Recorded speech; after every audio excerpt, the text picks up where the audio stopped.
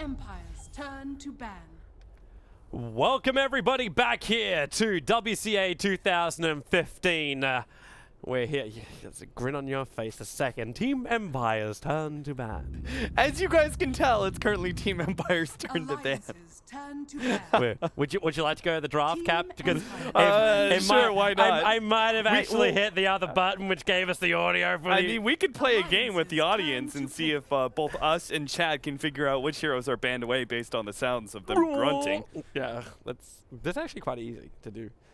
No, not with the grunts. Believe me, it's not that easy. Some of them sound very, very much the same. True, like the difference between like Slaughter as well as Slock, like they've actually got like really like the tone of voice is very similar. Yeah, I mean, and it's grunting. Like there's not much definition to it. There's the Wind Ranger goes. Oh. Yeah, well the Wind Ranger is special. Yeah. Yeah. Yeah. Yeah, so let's get into the draft with everyone's favorite overlay. Hopefully you'll only see it now. Hashtag fire Toby. Hey, wasn't me. The computer had a mind of its own. I swear, like. I don't know. This didn't happen when I was doing production, Toby. Dude, like, since you were doing production, iRobot was freaking like enacted. Just so you know, guys, it was some sort of bug. Yeah. I'm only giving Toby crap because most of the time production problems come from me. It's actually true. I'm not very good with overlays. We were away for... I'm really into Dota, okay? We were away for 2 weeks, traveling around from like Sweden as well as over to New Orleans. And Doug had no problems with the studio. Cat comes back one time in the studio, everything blows up. Oh yeah, I magically break things as well. Like my presence in the studio, things just go horribly awry. No idea why. Like literally, I'll enter into the studio and computers just won't turn on for no reason. Just wait for someone to Photoshop your face onto an albatross. That's it. Yeah, that sounds about right. Yeah. All right. So game number 2, not terribly surprising what our draft is being picked up. Team Empire CIS teams really favor the Tusk. We were talking about the Night Stalker earlier. Not a big fan of him being first pick, but I do like the Tusk. Very valuable hero. It's good for Team Empire as well because they get to run with. I'm not a fan of that. I like it. It's It worked in the last game. It worked in the last game that it was very circumstantial because they were never really punished by a Spectre.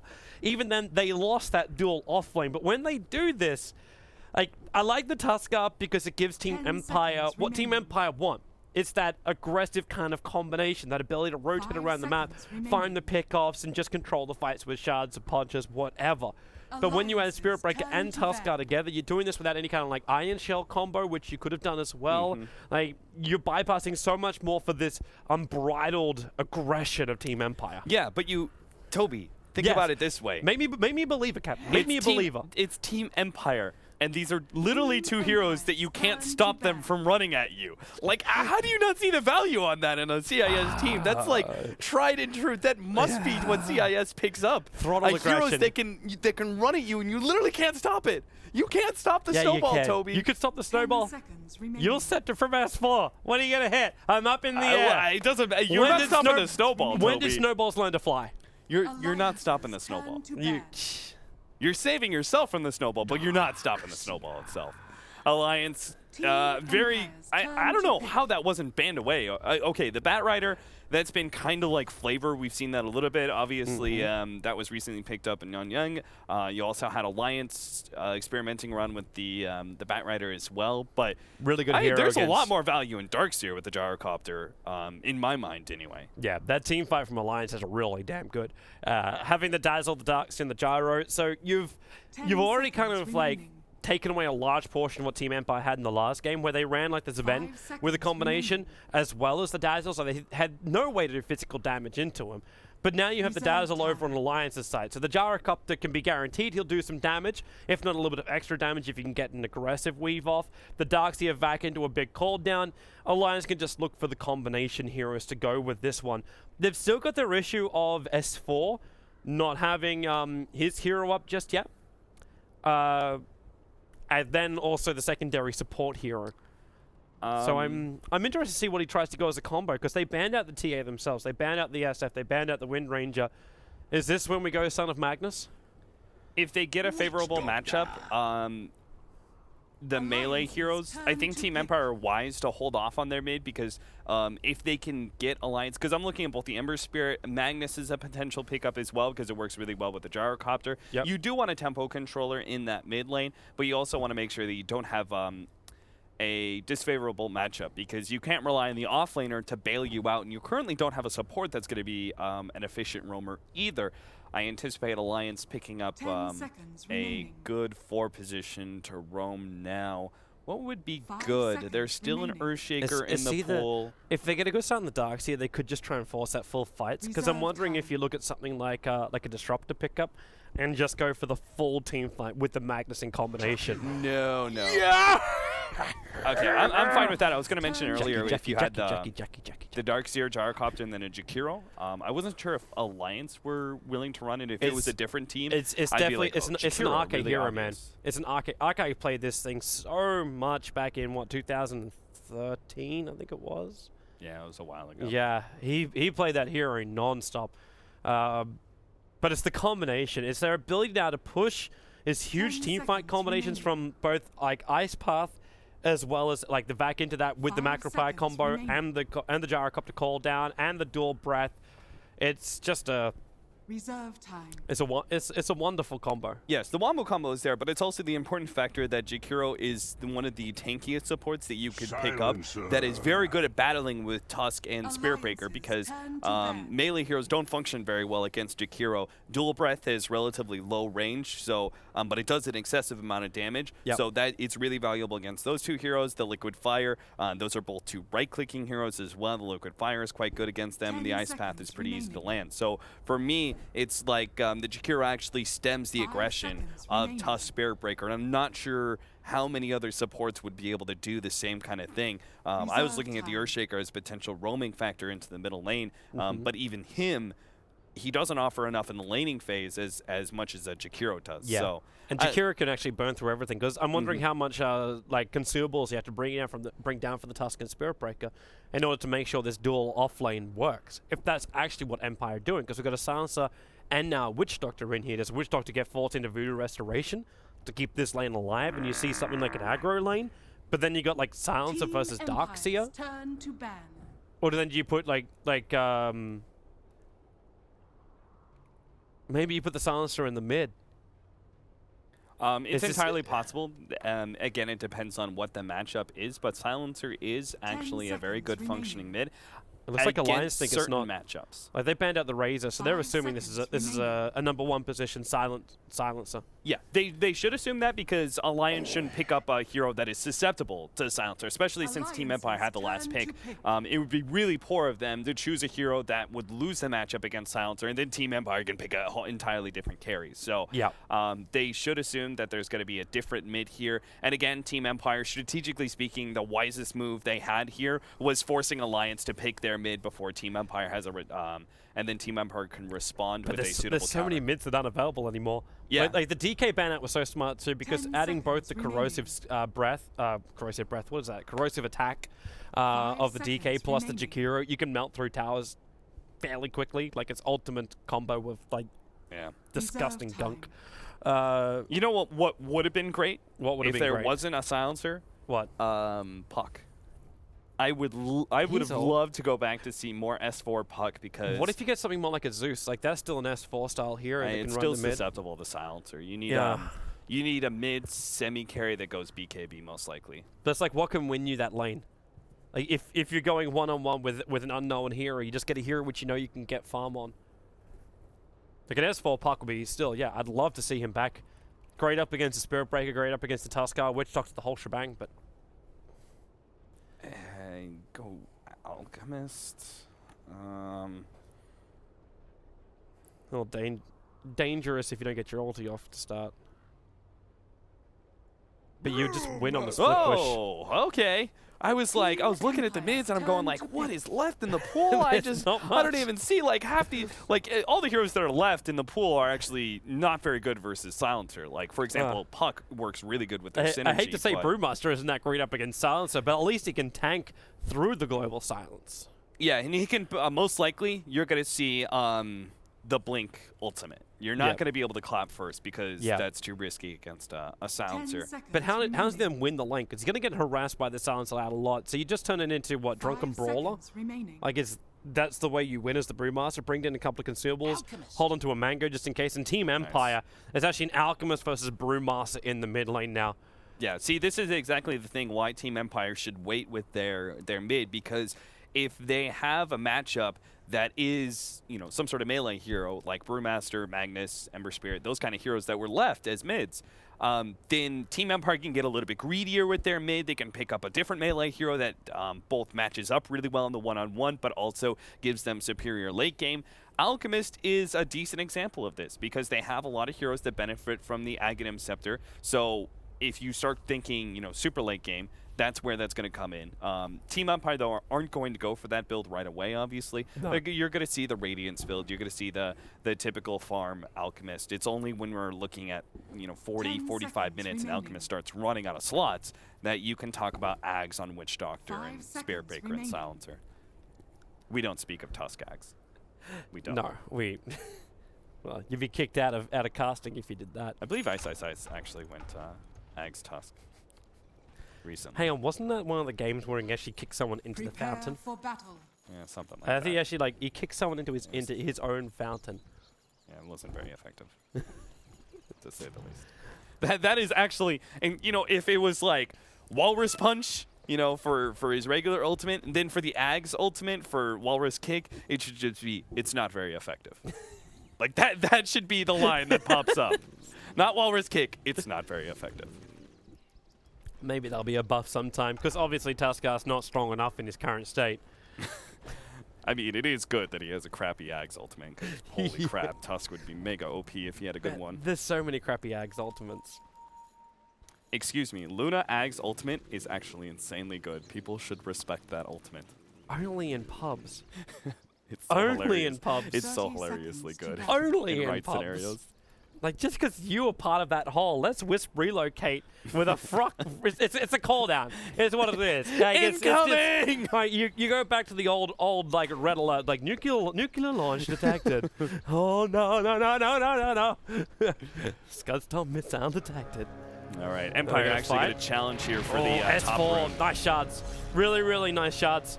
Slow hard dance just keeping him out. This is so Nuts is good coming from down Empire. so fast. They get the rune, but S4 wants to come in. The charge will come through from Resolution. The Paralyzing Cast is keeping them back for now. But Resolution's the main man in the front lines. The dual press coming off cooldown in 2 seconds time. They need a little bit more slow so Admiral Bulldog can find this. The Shards, though, keeps that slow away, but Resolution, it's a level 1 Iron Shell. Eat the mango and charge. It's slowly burning him away. RK will attack once and he'll back out. He doesn't want to lose the mango. That's consistent regeneration. He's okay.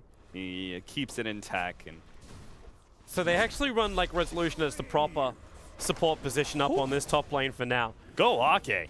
That was one hell of a heal. That just did so much damage to Silent. Now oh my god, he's dead. Wow, really? He's dead. Admiral Bulldog's gonna punch him once, and there's the punch. Punch him. That's 1-0. Alliance take first blood. RK setting it up. Resolution did TP himself down at the bottom lane, so he's down here now, but he's already had to burn through the south. He's got Mango and 2 Tangos, and we talked about this earlier on. What do you do if you ran something like like even the dual lane? My Nuts will always zone you out with his Jakiro. He is so mana efficient that Resolution is going to have no consumables left. Like Liquid Fire takes no mana. Dual Breath costs hardly any mana. 1 Clarity is enough to make the Jakiro function for the first 5 minutes. Poor Resolution. It's one of those situations where you want Bash just to have that opportunity to win the man fight against the Jakiro, but he's not being given the space to get that level 2. What do you think about keeping RK on this top lane? Like, yeah, that burst heal definitely helped Admiral Bulldog. Is this the safety to ensure that the Darkseid can play aggressive without having to, like, sacrifice, like, his life just in case they gank him? Yeah, it's also because you don't need the Dazzle against the Spirit Breaker. Like, what would a Dazzle do? The Jakiro's full-time just blocking him out. If you can ensure more farm on your Darkseer than you would via pulling, I think it's well worth it. In this case, you can see that the harassment capabilities of Empire don't necessarily match up to the Dazzle, especially with that bad start that they had with that level 1 fight. Resolution. He's got dead. another rocket barrage. Yep, there's Resolution dead on the bottom lane. He could have eaten the mango. Could have eaten the mango and charged away. He could have. Maybe he's Mango too much value. mango intolerant. Maybe. Can only It's like, but the regen. can only have it on special occasions. Oh, Admiral Charge Bulldog. coming up. Yeah, he's really locked in here. Arcade's got the burst heal that will do its work. And with the surge, the paralyzing cast actually stopped the run. Arcade needs to get himself out of here, but okay. Nice Snowball. That snowball. Iron Shell is still killing him silent. They both had to run away. The Tuskar, as well as Silent dropping so low.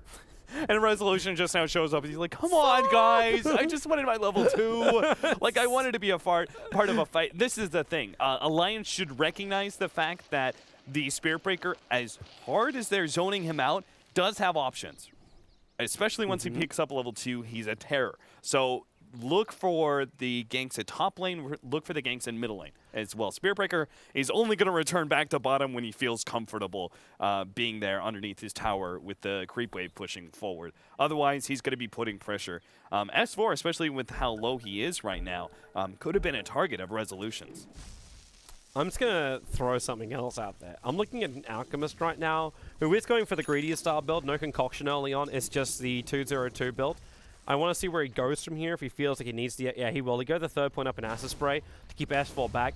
You got an 18-0 farming Alchemist at the moment, up against a Brewmaster who's got 16-1. Instantly, you look towards the net worth, and the Brewmaster is behind by 1,000. Like, that's the situation of the mid. How does Alliance stop this, or do they? Do they just? Because normally you rotate to try and kill him before he hits level 6. You look for the chances there. Or is the option just win your top lane, your bottom lane as heavily as you possibly can? S4 still finds his timing for a Blink Dagger, and then you initiate in before the Alchemist. Like, if he gets Radiance, he's got no survivability anyway, so yeah, just go ham. Like, maybe that's the dream. Radiant's bottom And tower Alchemist, is under attack. there are like 2 different ways, right? You either put a ton of pressure on him from the very beginning. Don't let him get the bounty rune, shut him down with a dual lane, gank him up as much as possible pre-level 6, or you let him be and you understand the fact that, okay, he's going to have 10k net worth advantage over our highest carry, and that's just the way it's got to be. We're just going to have to rely on better team fight. And that's probably what Alliance are going to go for here. They do have this amazing team fight capability, especially around the 20-minute marker when they've got Blink Dagger on Brew. They've got the Gyrocopter with SNY, maybe BKB, and easily a mech on Darkseer, but you may even see Blink Dagger on him by that point in time. All depends on how this lane goes. Aloha's rotating up. They've got the charge over an Arcade in the Observer Ward, knowing that Alliance doesn't have any other support. But there's no shallow grave. It's the level 2 burst heal from Arcade, and the shards, they push him out. And back in range of the tier 1 tower. That was so unlucky. First of all, the Ice Shards pushed him out, but also the cast bounced to the neutrals rather than to the Dazzle. If it bounces to the Dazzle, it guarantees goes back to the Darkseer, and then back to the Dazzle again. But it bounced over to the neutrals, and then they just lost all control there. That was really lucky for Alliance that they didn't get punished. Well, that's a big punishment that Empire needed to have as well. Like, it's momentum on their heroes. Silencer, like, we also got to keep in mind that he is looking to steal intelligence with every single fight. So every fight that goes right, this core Silencer becomes stronger and stronger. So they need to be able to get this going their way. S4, okay, he's baiting the Primal Split over on Yoku. Yeah, he's hoping to force out the Chemical Rage on Yoku, and then when the Chemical Rage is on cooldown later, S4 will have kill power. And the Alchemist, as a result, either has to play really far back or he dies in some sort of misposition. It's the defensive Dire's nature. bottom tower is under attack. Just keep your distance as much as you can. You're an Alchemist. Just keep farming. Grab bounty rune after bounty rune. He's actually going to have the bounty rune stolen on the bottom lane. He can take the haste rune on top, but he's not looking to fight. And where are you actually going, Alchemist? He's just body blocking Okay. for better positioning. Okay, Because he doesn't want to be too far forward, because he knows this is about the time that Dire's Alliance would bottom tower consider is under ganking attack. him with the Brewmaster Ultimate ready to go. It feels like it's a waste if you let the Brewmaster Ultimate just stay off cooldown and you never really use it for the first 3 minutes. And who cares about ganking the Alchemist? Like, Jakiro is taking out this bottom lane. And I also love the fact that the Jakiro gets picked up against a hero like a Spirit Breaker. Like, you want to charge yourself in. With Earthshaker, like, it was always the old joke when Ice Path got buffed. Actually, S4 can get a solo kill here. Clap. Okay, you go. Oh, wow. Okay. Okay. Hi, crit. There goes your Witch Doctor. Yeah, but it was always the old thing with the Jakiro buff off of Ice Path. It was the Ice Fissure. And when you had, like, the Jakiro and the Earthshaker together, it was so much control. But the Ice Path is perfect up against a Spirit Breaker who charges in, because you don't need that perfect timing of the stun. Silence dead. Yeah, that's a haste. That's just a surged S4 with double Iron Shells. And they keep pushing bottom lane. Flat Cannon mops up the creep wave. The dual breath helps out. And then they liquid fire into the tower, so the Radiant creep wave's not taking that much damage as well. They want to back out now. Like, rotation's coming in from the hasted Alchemist. And he'll stop this push in his tracks. Yeah, Alliance are reading their timing really well, though. They know that because it's an Alchemist mid, it doesn't offer anywhere near the same kind of kill or team fight potential that a Brewmaster does. They have a poor carry for reacting to dives like that. Silencer is really bad at both being dove and responding to dives because he doesn't have an active stun or anything like that. So they could just play like hyper aggressive at this point in time of the game, and as long as they don't ever get caught by like a good cask from Witch Doctor, I think that's the only way they really lose the fight. And that's what you're going to find. With that Invis rune, actually can't set up for Ranting. They're just giving the space to Arcade to get levels. The top lane from Resolution, he TP's in, but Bullock and S4 are ready to go again. They just need Resolution slightly out of position. Yeah, they need to keep going because they know the timer is coming up soon. It's 13-minute radiance is standard. Okay, obviously he's just going to charge through S4 and away. Admiral Bulldog doesn't have a single point up in Vac, so he's got no interrupt. He went for a 0-4-2-1 build. Actually leveling wall over that interrupt of Vac. They're giving it? It's fairly common when you feel like you need extra survivability in your lane. And that's all Admiral Bulldog had to focus on. Is just surviving in his lane. Because Alliance know that their like 15-minute marker is going to be the keyest part of this game.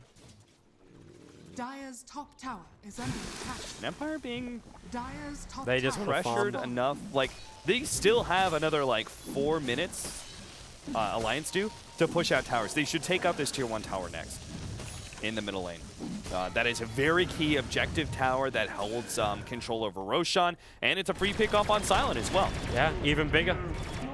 S4 first used the Blink Dagger, and he's able to get that. But you now have 880 gold over on the Alchemist after he's picked up the Relic. So there's really good money coming his way. S4's trying to compete for the farm. And he's able to do so quite easily with the double damage rune. So all tier 1 towers are about to drop. Jakiro's already rotating over with 3 points up in Liquid Fire. So these tower stays numbered. And Empire just don't want to fight. Like, you got Global Silence up, but there's no Death Ward to push him back. Spirit Breaker still doesn't have his Nether Strike.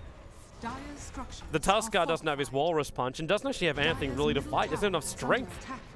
777 on the HP. They need more than that. Or else they'll just die to Flat Cannon, and they wouldn't even find a kill with their initiation because you got Shallow Grave from Arcade to keep everyone else alive. Yeah. Personally, I didn't like the way that Empire drafted with the Silencer. For me, I didn't like the Silencer to begin with. I felt like it wasn't particularly strong against Alliance. Oh, S4 gets the jump. The Chemical Rage is already blowing up. He's going to throw the ulti out, sending the Alchemist up and towards the air. Support's coming over from Silencer, but does he want to let the Global Silence go after the Ice Path's already been triggered? Maybe not the greatest idea. These Brewlings still going to cause havoc. The Paralyzing Cast doing work, but the Rocket Barrage from Loda is able to kill off the Alchemist. That's through the Chemical Rage. Aloha Dance doesn't know where he's really going to come here. But the result is, what I was going to get into is the result is that Empire did draft that Silencer, and then they doubled down on their greed with the Alchemist, which did take advantage of the Brewmaster pickup, I agree, but you have to look at the overall strategy. Empire have given that up, and what essentially you're looking at is like what I refer to as like a rollover stage. Yeah, like the game, this isn't a game right now. This is literally just Alliance taking, you know, fights and objectives that they clearly are winning. Empire have no chance of fighting back. They just roll over every single time. They just let you do what you want. And the real game is going to start when Empire reach about like 15, 18 minutes, and the pushes from Alliance start going for the last remaining tier 2s or taking that second Roshan, things like that. And then Empire do have the fighting power to contest them, and they have to. Otherwise, they're locked inside their base. That's really when the real Dota 2 game is going to begin. Right now, you're just seeing Alliance. They're playing, they're playing grab bag, right? They're just reaching into the bag, seeing how much they can get before the timer's up. Well, they just keep reaching, man. This Alchemist, like, he needs space to farm. Like, this is the downside. Like, you're talking about this timing for Empire, but now you're forcing the Alchemist to go towards the off lane to try and find farm. You can't do any kind of like flash stacking, which he did in the jungle previously. And Alliance actually want to fight. They 3-man smoke. They move around the side. Tusker actually breaks the smoke and TP's back. So he gets back all the way home and blows the smoke of Alliance. Who might have been considering a gank onto the Alchemist before that point. Yeah, he's expecting that, hiding himself in the trees, turning off the Radiance and everything. But it is all 5 heroes. That's always the problem, right? They're not sure if it's just 2 heroes pushing out middle lane and then the other 3 ganking up, or if it's actually a bait in the middle lane. So now Empire actually rotate everyone down. So if they're unsure, group up as 5, but Alliance at this point haven't encountered any level of resistance. This one creep's going to come up, and MyNuts can't help it. He'll miss the attack uphill, but he's going for the liquid fire on the tower, so no one's there. They get time to beat into this tier 3 tower. No Fear will come back. He's the first man. They do have Death Ward available. Nuts this time walks up the hill to throws the liquid fire down, and they burn fortification too. This tier 1 tower, Silence taking way too long to get there. He can let the Global Silence go, but it's already too late. The Brewmaster, S4 got the split, so Global Silence is out, but no Fear is forced back. The Storm Bruling will die. The Fire Bruling's not looking too healthy either, and the Death Ward, it's going to push Loader back out. S4 still is stuck in here because of the shots, but he gets the stun over on Silence. Into the cooldown now with the flat count damage. The Macropire burning through Resolution as well as Silence. The Death Ward didn't do enough. Not up the mech, repaired so much of that damage, and you've got a low hard Des burning inside that Macropire. Can't do anything about it. 2 heroes lost for Empire. And this timing, what are you meant to do? The Alchemist has his Chemical Rage on cooldown for 10 more seconds. No Fear's almost dying, just a flat cannon. They burn through the tier 3 tower, and now we'll take the range racks. Resolution, it's Intimidation. Alliance flinched for a moment, but they'll still stick around for the objective. Acid Spray slows it down, but the Liquid Fire keeps the burn going. And now range rack set down, 14 minutes in. Alliance just need to back out of here without any casualties, and they're going to do so.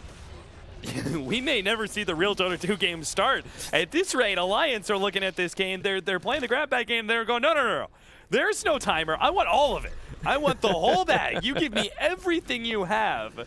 Because Empire just still do not have the fighting power to actually go up against Alliance yet. The Brewmaster, the perfect initiation. Once again, S4 is seeing his opportunities. He knows not to play too defensive. He has to be hyper-aggressive in order to force these mistakes from Empire. He knows how bad they are at fighting right now, and as long as he catches them off guard with his hyper-aggressive that he's doing, he's always going to be able to ensure the one fight.